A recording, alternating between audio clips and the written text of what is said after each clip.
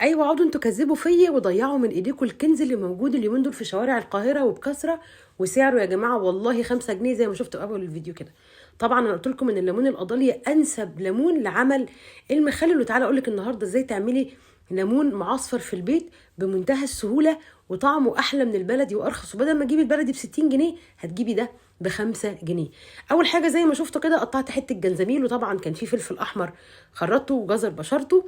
هتجيبي بقى فلفل حراق اللي هو الاخضر ده تقطعيه برده وتحطيه معاهم، وتروحي بقى عامله خلطه جميله كده عباره عن حبه البركه، وهتطحني او تضربي كام قرن فلفل حراق كده في الكبه بتاعتك. وتجيبي بقى شويه من العصفر الاصلي، وتاكدوا انه اصلي لان المغشوش مالي المحلات.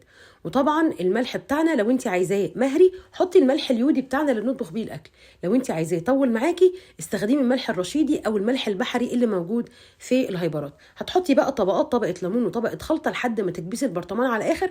تقدري في المرحله دي تزودي كوبايه عصير ليمون لو انت عايزاه مزز قوي، اما انا عامه بحبه زي ما انت شايفه كده اسبوع 10 ايام بالكتير وبتاكلي احلى ليمون. انا عن نفسي بحب يكون في عضه خفيفه، لو انت عايزاه مهري قوي تقدري تقلبي الخلطه دي كلها على البوتاجاز لمده 10 دقائق، وفي الحاله دي بتاكليه بعد نص ساعه بس من عمايله. وعلى فكره للناس اللي بتقولي ليمون القضاليه ب 40 جنيه وب 60 جنيه الصوره هي يا جماعه ومتصوره امبارح، يعني مفيش اي مصلحه ان انا اكذب. لو عجبكم بقى الفيديو لايك وشير.